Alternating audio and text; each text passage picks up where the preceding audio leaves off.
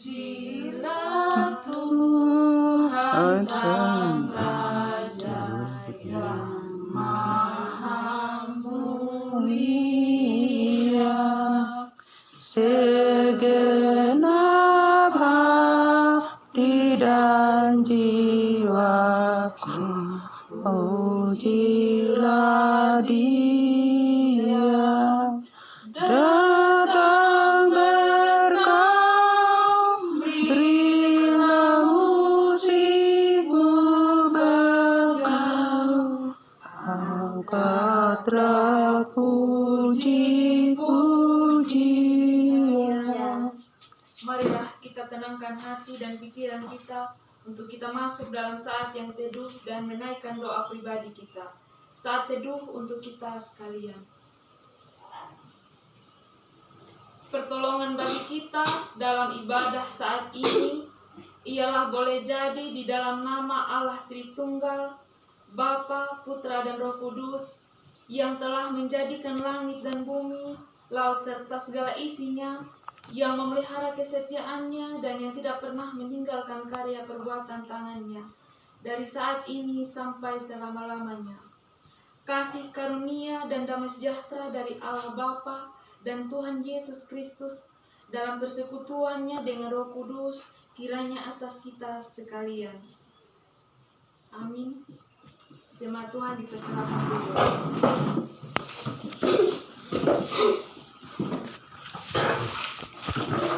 Nats yang membimbing kita atau yang merespon kita saat ini terambil dari 1 Korintus 13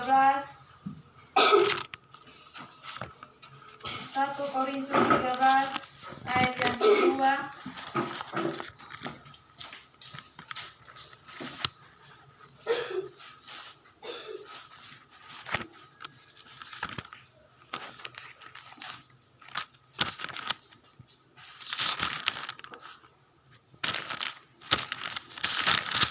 Korintus 13 ayat yang kedua saya akan membacakan untuk kita sekalian.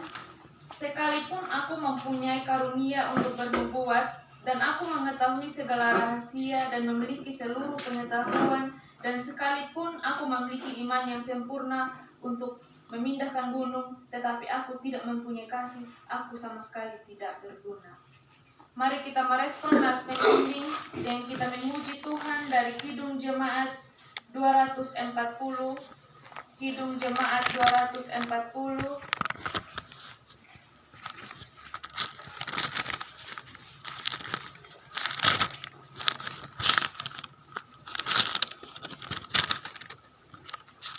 Kidung Jemaat 240 bait A. Ayat A bait 1.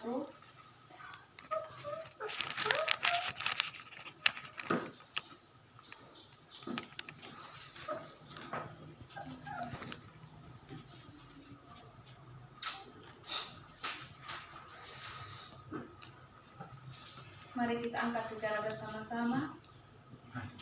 Datanglah ya sumber sama, meneraskan hatiku, menyanyikan kasih selamat yang tak kunjung berhenti. Ajar aku mana indah kita bersoamu. Aku puji gunung kokoh, gunung kerahasiamu. Kekasih Tuhan, dalam kita menjalani kehidupan ini tentu ada banyak hal yang telah kita lakukan. Namun tidak semua hal yang kita lakukan itu berkenan di mata Tuhan. Seringkali kita memberontak, seringkali kita membiarkan hidup kita dikuasai oleh berbagai hal yang menyakiti hati Tuhan. Oleh karena itu, pada kesempatan ini, pada hari kenaikan Tuhan Yesus saat ini, marilah kita memohon pengampunan Tuhan. Kita berdoa. Ya Allah, pemilik kehidupan ini, kami bersyukur atas kesempatan indah yang Tuhan boleh izinkan di tengah kehidupan kami. Kami datang menghampiri-Mu, bukan karena kami layak percaya bahwa Engkau yang telah melayakkan kami untuk kami melakukan persekutuan saat ini. Kami menyadari Tuhan bahwa kami adalah manusia yang penuh dengan segala macam dosa perbuatan yang menyakiti hati suci-Mu. Sebagai suami kami tidak melayani istri dengan baik, sebagai istri kami tidak melayani dengan suami, bahkan kami sebagai anak-anak kami tidak menghormati orang tua kami. Karena itu dalam doa perendahan diri kami saat ini, kami memohon Tuhan mengampuni kami, suci kuduskan kami, sehingga saat ini kami dapat menjalankan ibadah dengan penuh ucapan syukur. Hanya di dalam nama Tuhan Yesus Maha Pengampun kami telah datang dan berdoa. Amin. Mari kita merespon doa perendahan diri kita dan kita memuji Tuhan dari Kidung Jemaat 29 bait 1. Kidung Jemaat 29 bait 1.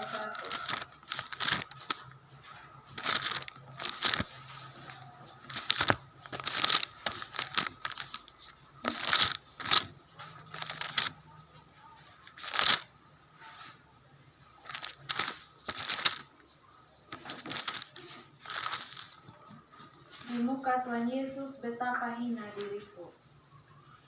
Di muka Tuhan Yesus Betapa hina diriku, ku bawa dosa-dosaku di muka Tuhan Yesus. Ayat 3. Di muka Tuhan Yesus, ku insaf akan salahku, bertobat kini hatiku di muka Tuhan Yesus. Berita anugerah kita saat ini terambil dari 1 Petrus 1 ayat 18 sampai dengan ayat yang ke-19. 1 Petrus 1 ayat 18 sampai dengan ayat yang ke-19.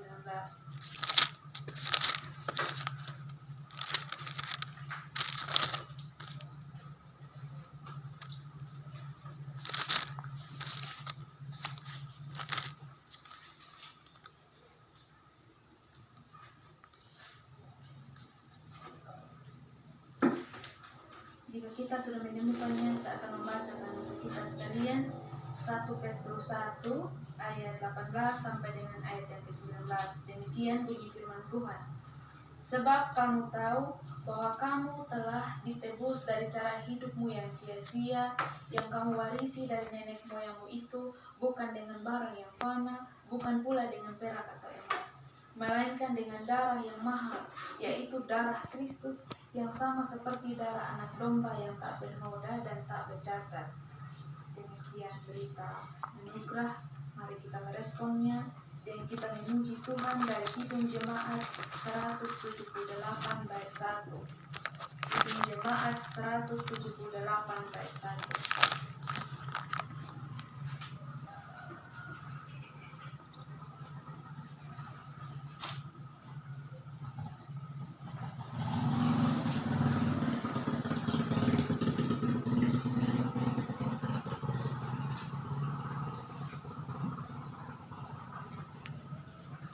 Karena kasih-Nya padaku, Yesus datang ke dunia, dan sisa kata selanjutnya.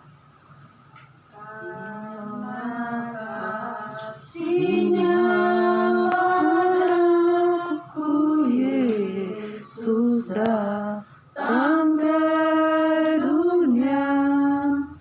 Ia telah memberi hidupnya gantiku yang bercela.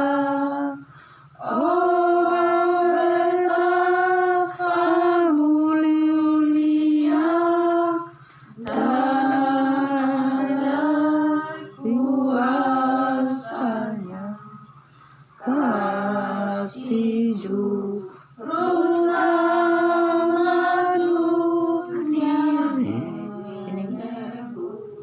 manusia. Kekasih Tuhan, Tuhan telah mengampuni kita dari dosa-dosa kita. Namun, pernyataannya tidak sebatas itu. Tuhan terus menghendaki kita untuk kita tetap hidup dalam persekutuan, menaati setiap ketetapan firman-Nya. Oleh karena itu, pada saat ini ada berita petunjuk yang baru bagi kita sekalian, dan sebagai bentuk kita menerima berita ini, saya mengundang jemaat Tuhan untuk berdiri. Terambil dari Amsal 3 ayat 1 sampai 7. Amsal 3 ayat 1 sampai 7.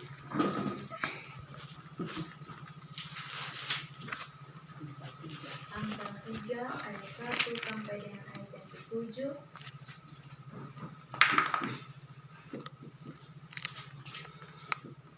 Kita akan baca bergiliran.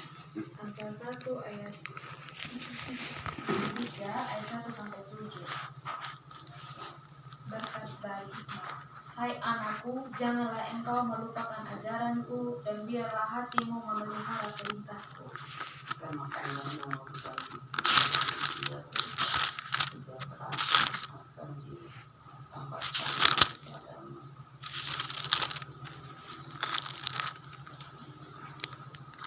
Janganlah kiranya kasih dan setia meninggalkan engkau, kalungkanlah itu pada lehermu, tuliskanlah itu pada lohatmu. Maka engkau akan mendapat kasih dan penghargaan dalam pandangan Allah serta manusia. Percayalah kepada Tuhan dengan segenap hatimu, dan janganlah bersandar kepada pengertianmu sendiri. Janganlah engkau menganggap dirimu sendiri bijak. Takutlah akan Tuhan dan jauhilah kejahatan. Amin untuk firman Tuhan. Mari kita meresponnya dan kita memuji Tuhan dari hidup jemaat.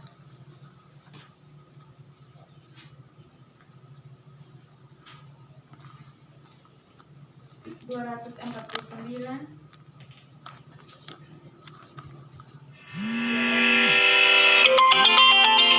persaudaraan.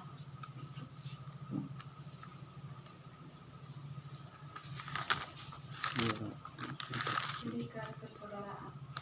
Serikat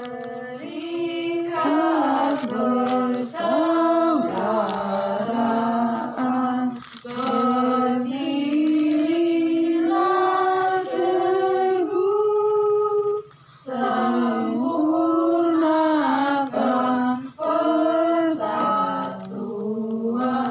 di dalam Tuhanmu. Majulah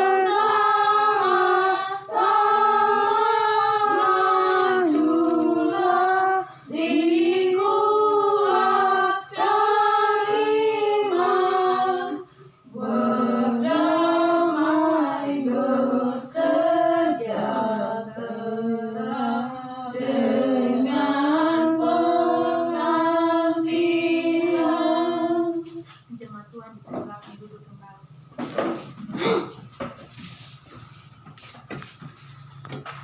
Kekasih Tuhan, kita akan masuk dalam renungan firman Tuhan. Namun sebelum itu, mari kita memohon pertolongan Roh Kudus Tuhan, sehingga apapun yang kita baca, dengar, serta renungkan bersama-sama sebentar tidak lelah kita saja.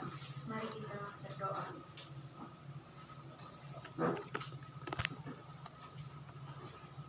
Ya Tuhan kami, tibalah saatnya pada saat kesempatan ini untuk kami membaca, mendengar, serta merenungkan kebenaran firman-Mu.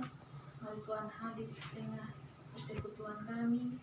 Tuhan menghadirkan Roh Kudus-Mu sehingga menguasai hati dan pikiran kami, sehingga apapun yang kami dengar boleh tertanam dan bahkan kami dapat lakukan di tengah kehidupan yang Tuhan izinkan. Ada satu oknum Tuhan yang tidak menyukai kami dalam persekutuan saat ini, yaitu setan iblis. Biarlah dengan kuasa Tuhan yang menyingkirkannya, sehingga kami dapat fokus dan terarah pada firman Tuhan.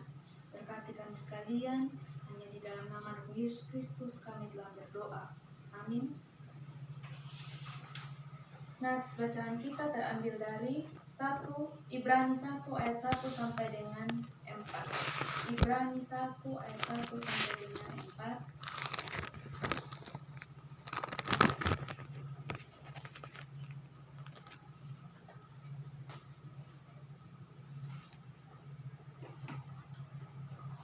Ibrani 1 Ayat 1 sampai 4. Ibrani 1 ayat 1 sampai 4. Saya akan membacakan ayat yang ganjil, jemaat Tuhan membaca ayat yang genap. Di bawah perikop, Allah berfirman dengan perantaraan anaknya. Setelah pada zaman dahulu Allah berulang kali dan dalam berbagai cara berbicara kepada nenek moyang kita dengan perantaraan nabi-nabi,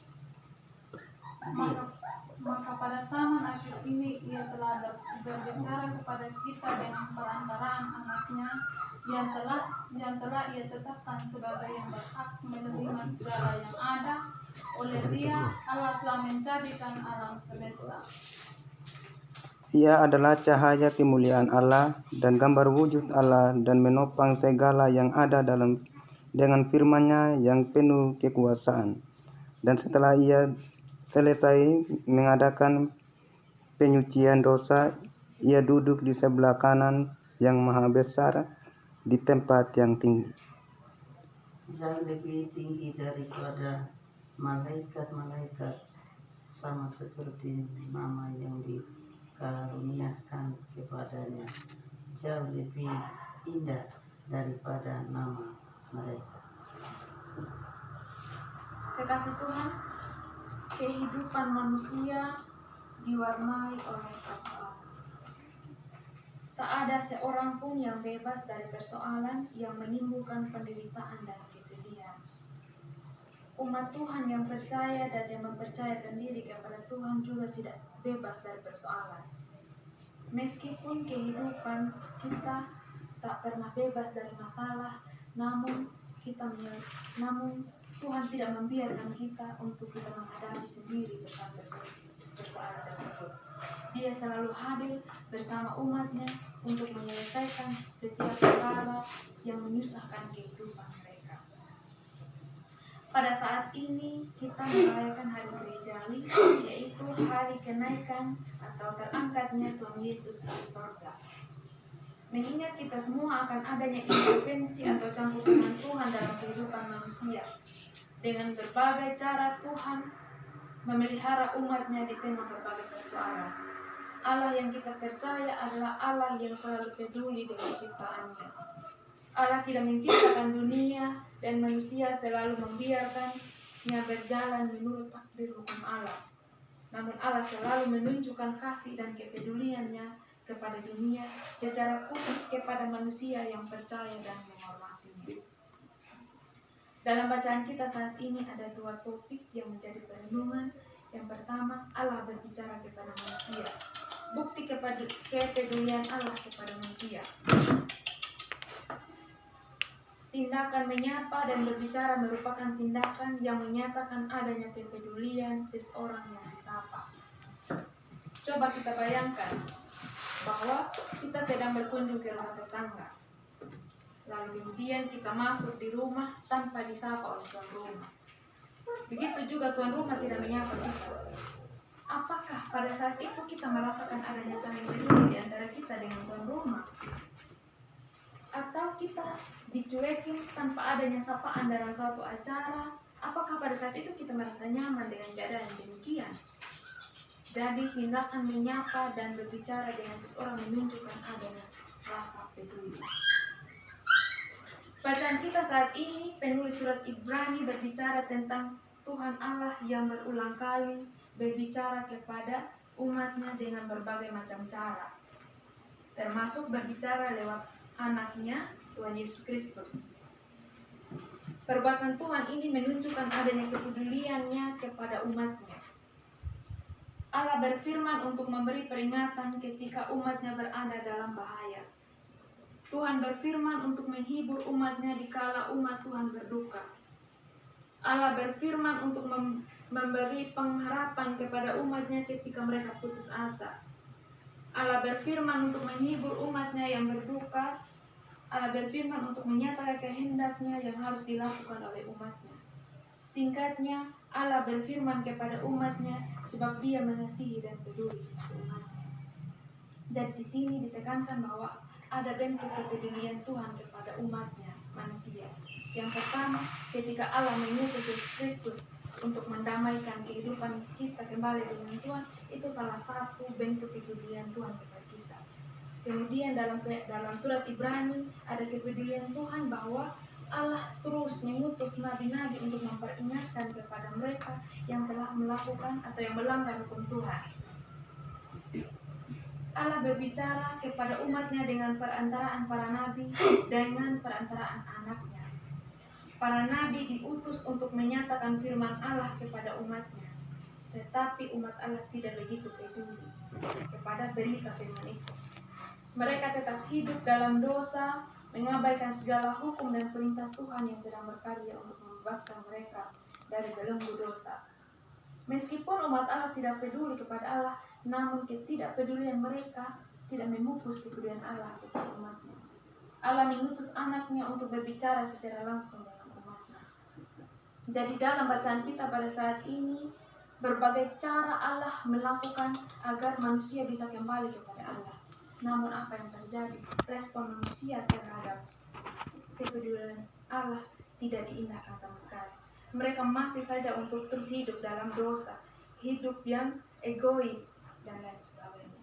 Namun walaupun manusia demikian pada zaman pimpinannya Ibrani ini, Allah tetap masih mengasihi mereka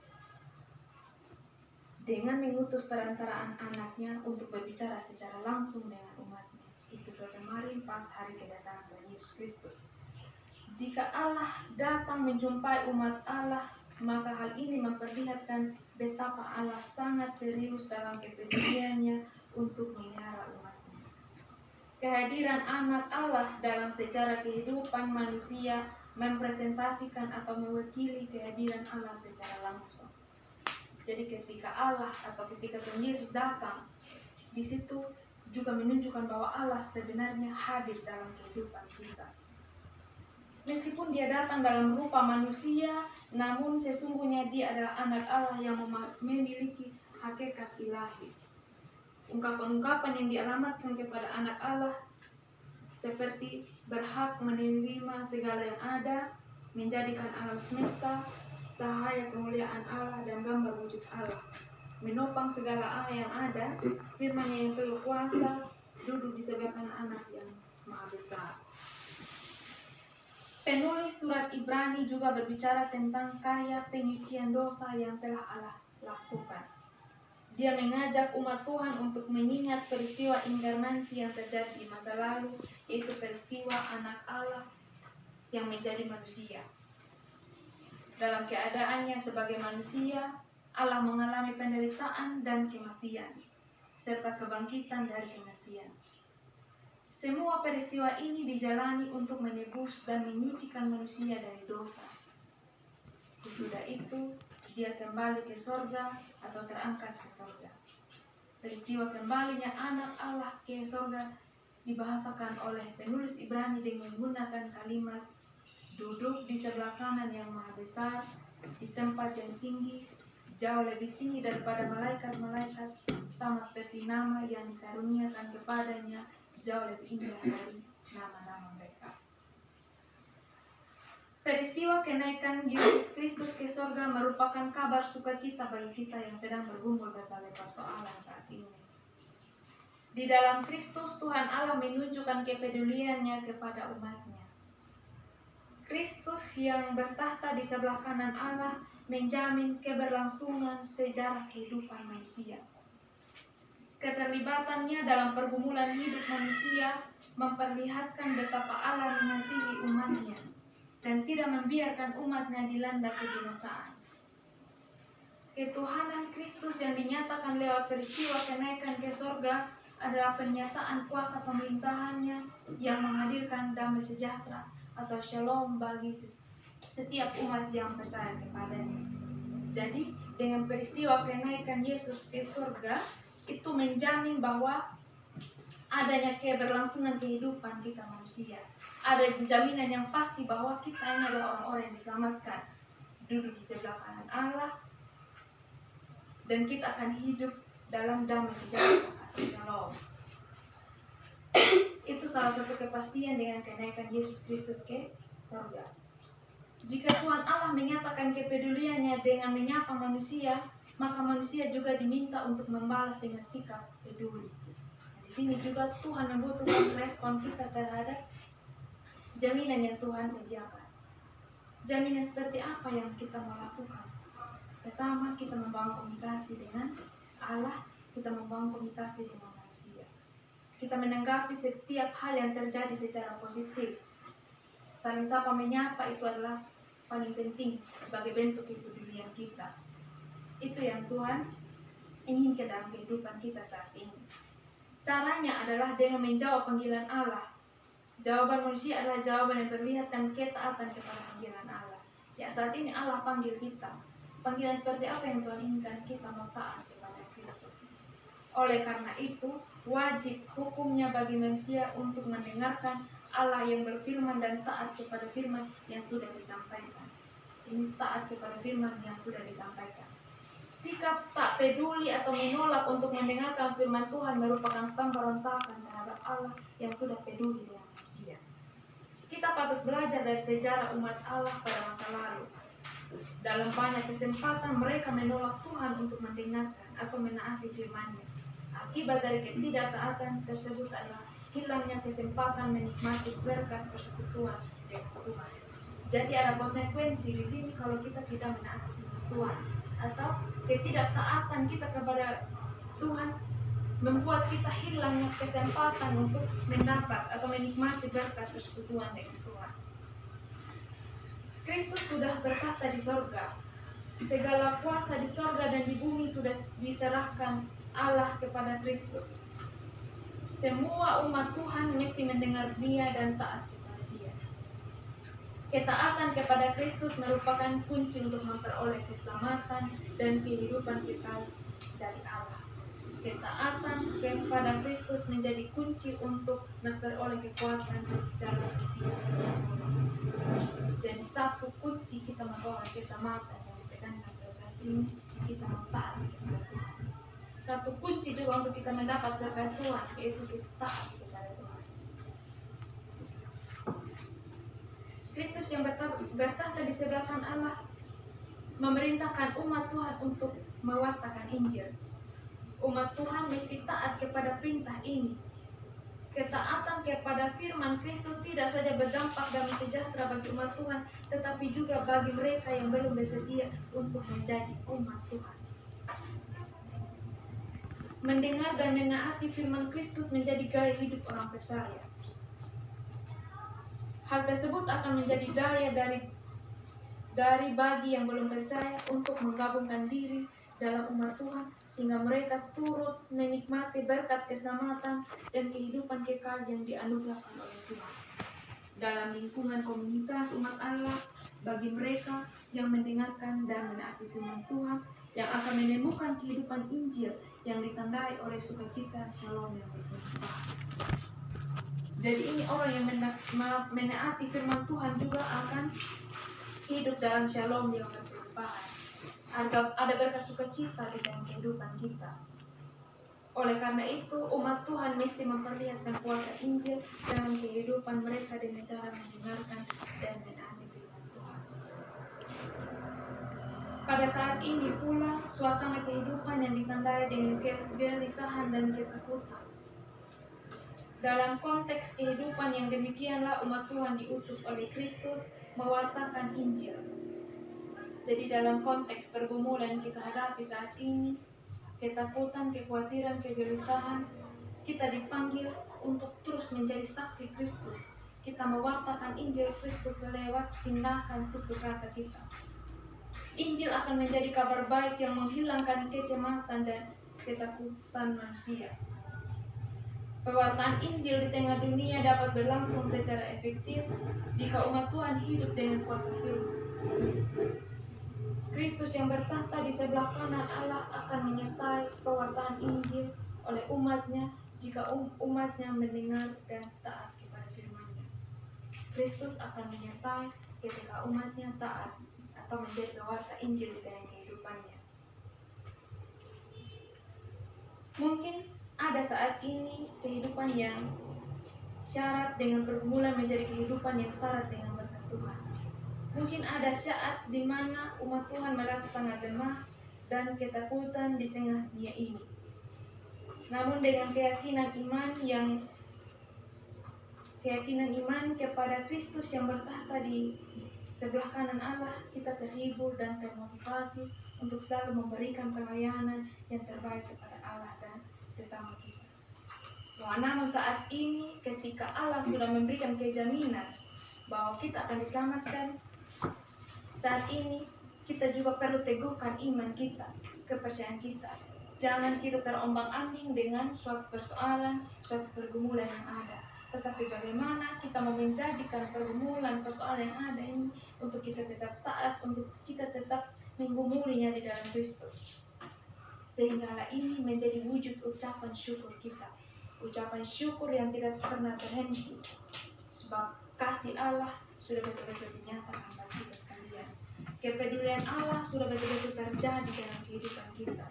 Bukti nyatanya, malam yang gelap telah berlalu hingga kita bertemu saat ini. Itu hal yang kecil yang perlu kita syukuri. Dan bukti nyata bahwa kepedulian Allah sungguh ada. Sekarang yang menjadi pertanyaan kita adalah respon kita terhadap hal ini seperti apa. Dalam bacaan kita, surat Ibrani menasihatkan kepada jemaat itu juga sebenarnya menasihatkan kepada kita saat ini bahwa kita harus taat, kita harus menjadi berita Injil dalam kehidupan, bukan hanya di keluarga, tapi dimanapun kita berada. Pergumulan persoalan yang kita hadapi jangan membuat kita lemah, karena Allah kita adalah Allah yang kuat, yang memberikan kita kekuatan. Hanya di dalam Dia saja kita dapat melewati kehidupan ini dengan penuh sukacita. Amin untuk firman Tuhan.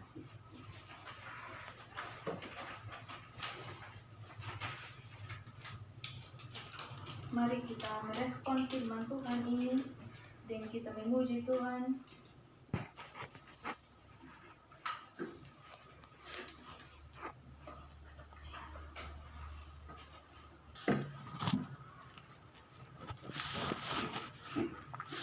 Hidup kita yang benar haruslah mengucap syukur dan sisa kata selanjutnya.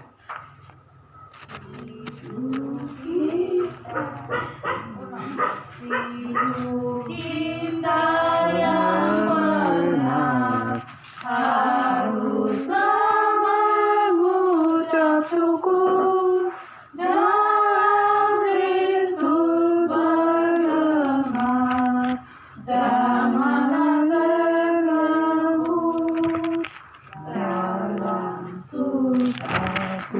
senang dalam segala aku bermasmur dan mengucap syukur ini kehendaknya.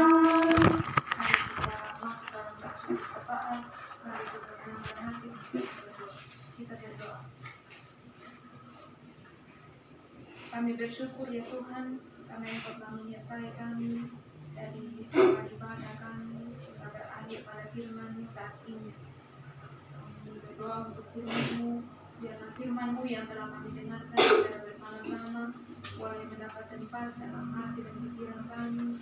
Bahkan Tuhan menuntun kami untuk kami melakukannya dalam kehidupan kami hari lepas hari. Terima kasih Tuhan, biarlah Engkau memberkati kami sekalian yang hadir pada saat ini. Kami berdoa bagi setiap pelayan Tuhan yang Tuhan izinkan untuk memimpin hari ini dengan mana tempat, biarlah kuasa hikmat daripada Tuhan sendiri pula yang ada sehingga dapat menyampaikan berita Injil ini dengan penuh sukacita, bahkan banyak mendapat respon bagi setiap jemaat Tuhan yang Kau percayakan untuk mendengarkan firman-Mu. Kami berdoa juga Tuhan terkhususnya bagi keluarga Mama Kos di tempat ini, membuka pintu rumah mereka untuk kami menaikkan ucapan syukur. Kami bersyukur atas kenaikan Tuhan Yesus Kristus ke surga, di mana Tuhan telah memberikan suatu kepastian, suatu jaminan bahwa kami akan diselamatkan. Kami duduk di sebelah kanan Allah Bapa. Kami mohon Tuhan, dalam kerendahan hati kami, Tuhan terus hadir di tengah kehidupan, di tengah perjalanan kehidupan kami sekalian. Bahkan kedua orang tua ini, segala kekuatan, kemampuan, kesehatan, senantiasa Engkau anugerahkan di tengah kehidupan mereka. Apapun aktivitas, pekerjaan, tanggung jawab, harapan, Tuhan yang berkati. Anak-anaknya, cucunya, masa depan kami sungguh pertaruhkan di dalam tangan pengasihan Tuhan. Bahwa kami percaya harapan yang pasti ada di dalam Engkau. Bahkan Tuhan yang menjadi jawaban doa yang pasti untuk setiap seruan kami. Bahkan bagi kami juga Tuhan yang masih dalam masa perkuliahan, penyusunan skripsi, hikmat, pengetahuan, akal budi yang ada pada Tuhan sendiri, boleh memberkati kami. Bahkan menuntun kami sehingga kami boleh meraih apa yang menjadi cita-cita kami. Bapa Surgawi, kami sekalian yang hadir pada saat ini, kami mendoakan dimanapun orang tua kami berada. Biarlah kuasa Tuhan tetap melindungi, menyertai, bahkan berkat-Mu tetap hadir di tengah kehidupan keluarga mereka. Ampuni salah dan dosa yang mereka perbuat. Hari ini kami melakukan berbagai aktivitas, biarlah kita kami mengawalinya di dalam nama Yesus Kristus, Tuhan pula yang menyempurnakan segala harapan kami. Ini doa kami, dan di dalam nama Tuhan Yesus kami telah berdoa. Amin. Mari kita puji Tuhan dari Kidung Jemaat. Siapa yang itu nanti ada? Tidak sampai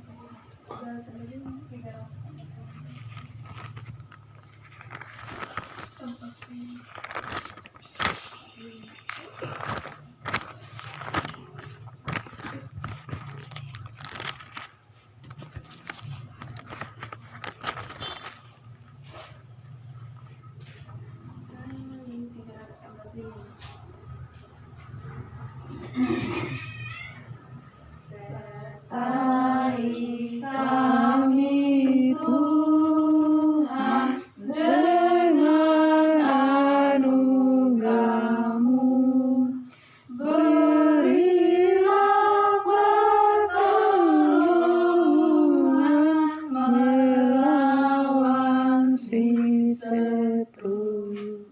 Mari kita tetap mendoakan kesembahan kita. Kita berdoa. Kami bersyukur Tuhan atas setiap berkat yang Kau limpahkan dalam kehidupan kami. Kami memberikan kebahagiaan yang kami dapatkan. Tuhan memberkati.